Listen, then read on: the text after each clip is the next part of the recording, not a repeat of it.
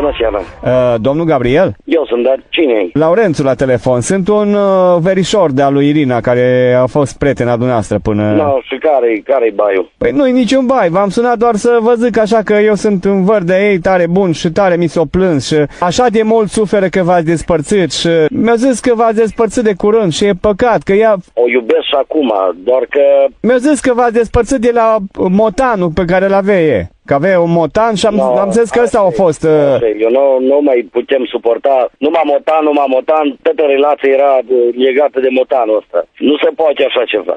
Eu să mă despart din cauza la o mâță?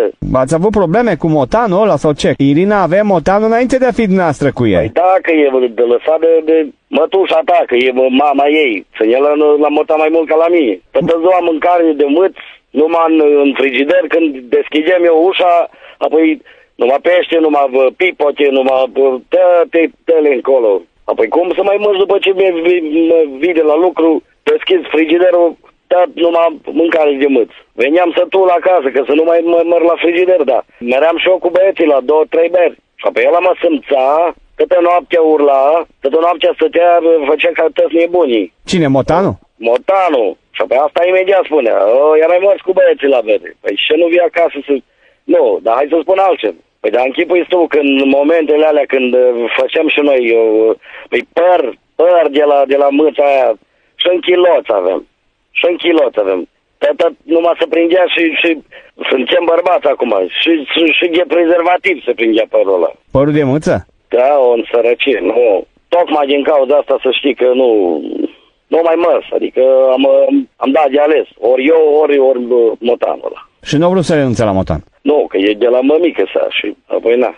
Știu, nu era motan, ăla era dracu, gol, posedat. Păi da, mă zgâria pe curi, pe tot, să urina în papucii mei. Miroseau papucii de-mi spuneau colegii că-s cu Catwoman, de vreo 3-4 ori am zis. Și apoi mi-am luat bagajul și am plecat. Chiar așa de nasol era, domnule, cu mâța aia? Doamne, era un soi de mâță de ăla cu blana lungă. Tătă ziua o perie, tătă ziua o bibile, tătă ziua avea grijă de dar păi tot părul ăla unde merea? Tot părul ăla la noi în casă era, tot părul ăla era în farfurie, în blide, pe haine, și apoi închipuiți dumneata cum să mânci fiecare zi din blid și să ai senzații că ce tuse aveam eu și avem senzația că tot părul ăla e în gât la mine. Și nu puteți mânca că... Păi da, m-am lăsat și de fumat. Din cauza mățului? M-am lăsat de fumat, că aveam senzația că e de la fumat. Senzația care o aveam. Dar păi nu era de la fumat, era de la părul ăla, bată-l Dumnezeu. Bun, și el nu a vrut să renunțe deloc la mâța aia?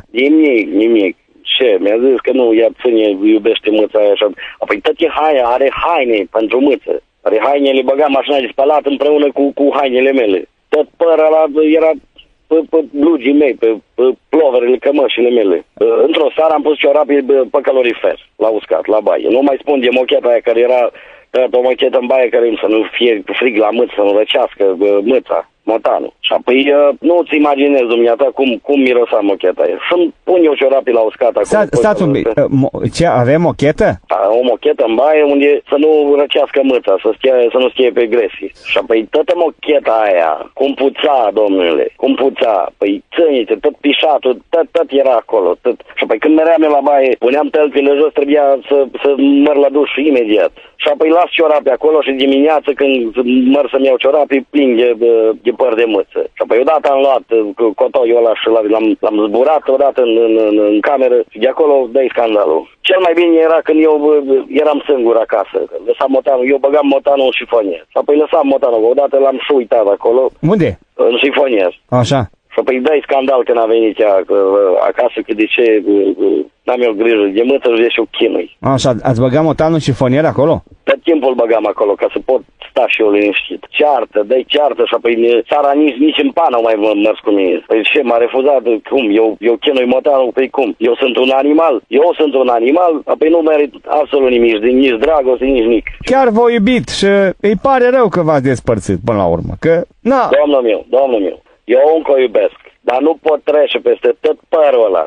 Toată mizeria care era în casa aia, toată iubirea pe care Irina numai la motanul ăla. Și apoi încă una, când am auzit că vrea să-i aducă mâță Păi motanul ăla nu-i castrat. Și apoi să vezi dumneata când intra în călduri ce era acolo în casa aia, că veni vecinii. Nu l-a castrat. Păi nu, și voia să-i aducă mâță de la o vecină. Dar de ce nu l-a castrat? Păi da, că se îngrașă. Nu să mai poate așa ceva. O iubesc, mi-e dragă. Eu cred că sunt bolnav genial din cauza motanului.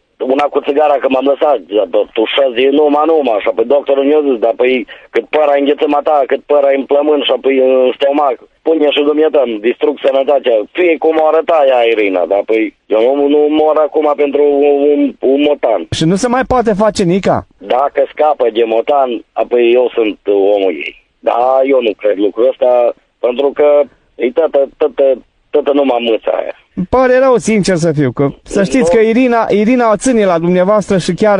Da, păi și la ăla, dinainte o ținut, ăla de-o stat 3-4 luni, Ovidiu ăla, nu știu cum îl chema. Cine? Ăla dinaintea mea. Păi ăla, tot din cauza asta o mers de acolo. Prietenul dinaintea noastră? Da, sigur, la 3 luni, 4 luni, cât o stat, nici nu merea la ea, din cauza motanului. Păi dar dumneata știi cum e să faci dragoste și apoi să ți lingă motanul pe tălpi? Păi da, m-am speriat, am zis că-i dracu. Dumneata ești bărbat, când faci dragoste, te linge motanul ăla, dracul ăla la tălpi. Păi mă speriam de... Motanul era în cameră acolo? Păi da, unde? Păi... Mă linge pe tălpi. Nu-l scoate din cameră când vă iubeți? Ori la el la uși de zice că-i dracu. Am înțeles. Apoi dă drumul în cameră și apoi dă-i pe noi, tot pe noi. Tare rău îmi pare că nu... Păi transmiteți din partea mea, Irine, că dacă scapă de posedatul ăla, una-două mă întorc la ei. Dar cu motan eu nu fac casă. Cum? La nu e motan. Eu cu motanul nu fac casă. Eu vreau să fac casă cu Irina, nu cu motanul. Nu, dacă așa e, dacă scapă de motan, apoi imediat eu sunt în relație cu ea. Pentru că încă o iubesc pe Irina. Daniel Buzugan, sunt de la Radio Zuș, a fost o farsă! Ce a fost? A fost o farsă!